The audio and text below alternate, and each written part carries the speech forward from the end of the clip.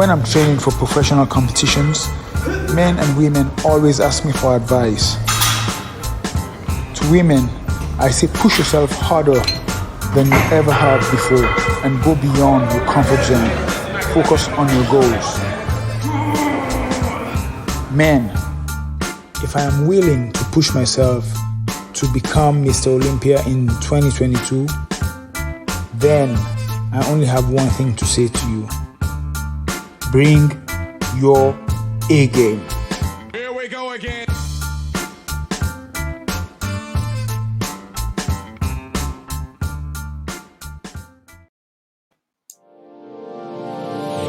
Hey all my Crimsonites, and welcome to the Crimson Cure channel, where we embrace our femininity, increase our womanly values, and celebrate our brothers. So join me on our feminine journey to learn, heal, and grow.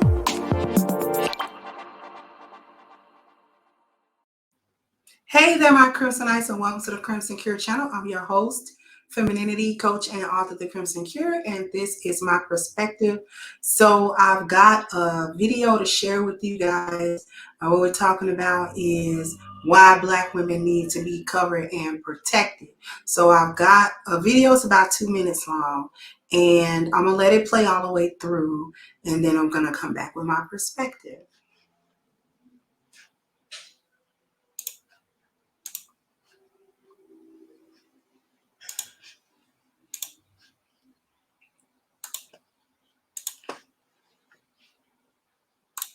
Get over it. Tip 2.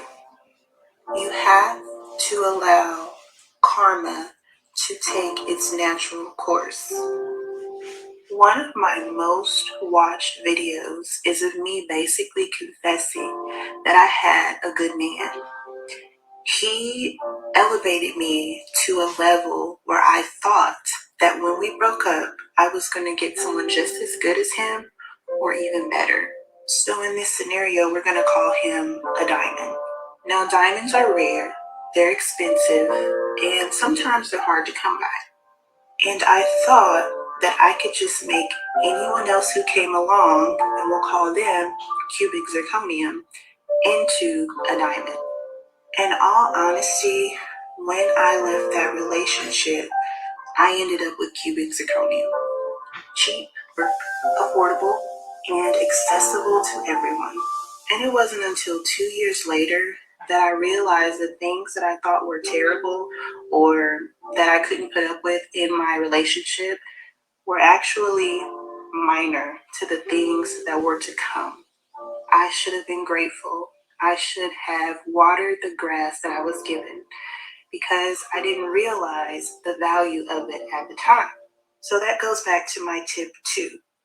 Let karma take its natural course. That man didn't have to do anything to me. The choices that I was making and me not valuing what I had was my karma. And a lot of you are heartbroken over people who don't even know the difference between a diamond and cubic zirconium. Now, with all that being said, if you are truly a diamond, release it, let it go, and get over it, because that person's karma is coming.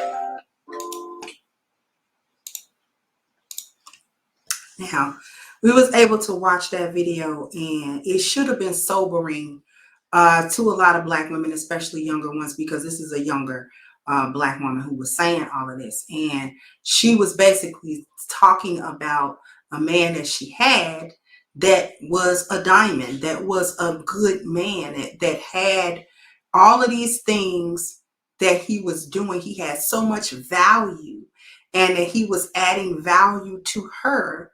And she thought, oh, I've got this value now. Now I don't need him. I can just go, now that I'm quote unquote leveled up, I can just go anywhere and get any kind of man, and he'll automatically be that kind of man or better. The first foolish thing is, if you have that kind of man, then why do you need to go and get a man that's just like that or better if you already got somebody that's like that? That's number one. And the other part about it is that we don't a lot of times understand that we're better with him. This is why I said black women need to be covered, because we don't understand the covering of men. We only understand men to be money and to be material things and to be, providers. Anytime you ask a black woman what a man is supposed to do, first thing she say is he's supposed to provide. And that provision is only monetary in her mind. He doesn't provide anything else. He doesn't come with anything else that is of value. And these are the things, these are the lessons. I'm glad. I don't know how old that young lady is, but hopefully she's young enough to have understood and to be able to get an opportunity like that again, perhaps before she's too much older where those opportunities don't come by anymore. So we have to understand that we're better a lot of times because of our men. We're better because of the covering. We're better because a man came along to try to add value. So we as women have to understand that a man's value many times is more than the money that he brings. We're so quick to dismiss a dude based off of money. He don't got enough money. Well, what's enough money? Enough money for what? Because if you're not already a woman that has been raised, if your father didn't raise you in wealth, then you can't tell me you're accustomed to wealth, right? If you are not that kind of woman, then what is not enough money? You see what I mean? If you're only making about $35,000, why a man making $50,000 don't have enough money? Yes, he does. See what I'm saying? But we're so quick to dismiss a man. We dismiss everything based on money, which is a lot of times, God, those are lies. Those are cap. Because even when a man come with money, we'll find ways to not see his value. And that's really the biggest issue of it, because we fail to see the value in men when they come along to add value to us. They're valuable. Like this lady said, they're diamonds. And they are seeing the potential for us to be diamonds. And so he comes into our life, or he tries to. And then he tries to do things that will enrich us, things that will actually upgrade us beyond the dollar, beyond paying your bills, beyond trying to get you a new purse or new shoes or whatever it is that you think you're monetarily worth. He's actually trying to give you something that money doesn't buy. And that's the value that you see in him. That's that value. Like I said, when we take a look at the 10 life values, the wealth doesn't add value to the person. The person adds value to the wealth, right? Because spirituality, which is you on the inside, and wealth are the two anchors of the 10 life values. You see what I'm saying? So he's coming with the value that we see in him, that we want a part of. This is what it was attractive beyond his physical attraction. This is what was attractive. This is what we wanted out of that man, was his value. Then he began to pour into us time, attention, energy, and money. Yes, he began to pour these investments in us. He started investing, and we began to reap the benefits. Like she said, he upgraded me. I leveled up, basically. You know what I'm saying? Like, I became a better woman because of this man. And what she lost sight of was it was because of him that was bringing it out of her. It was him that was bringing it out of her, not any old Joe Schmo. Because I'm sure she had been with or dealt with in some capacity any old Joe Schmo, and that Joe Schmo didn't bring nothing out of her.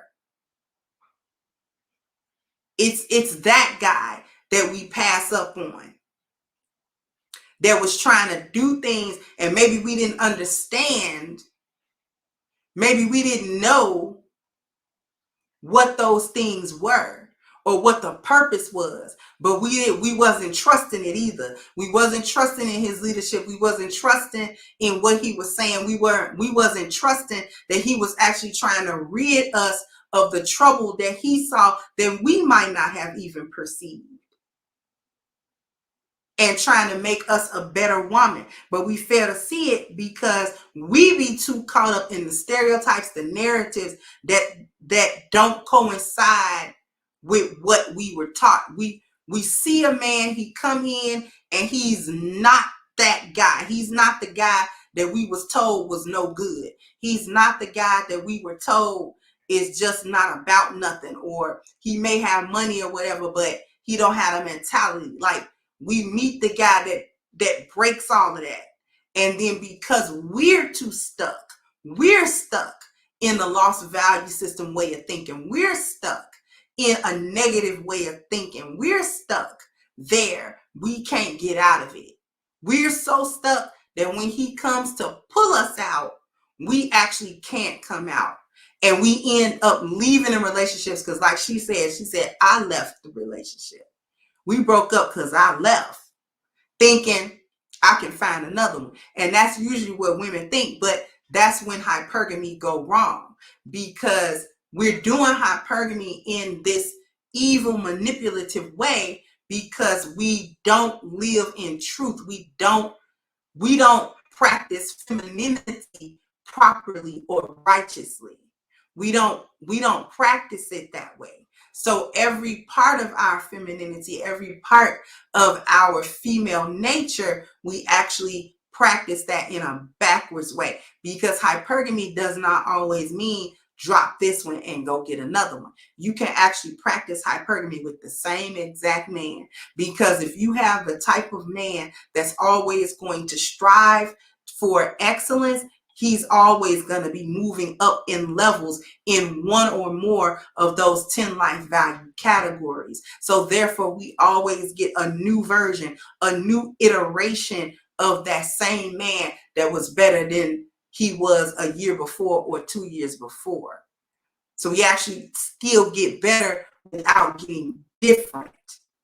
And that's where a lot of Black women's hypergamy fail. We think drop this guy and get another guy.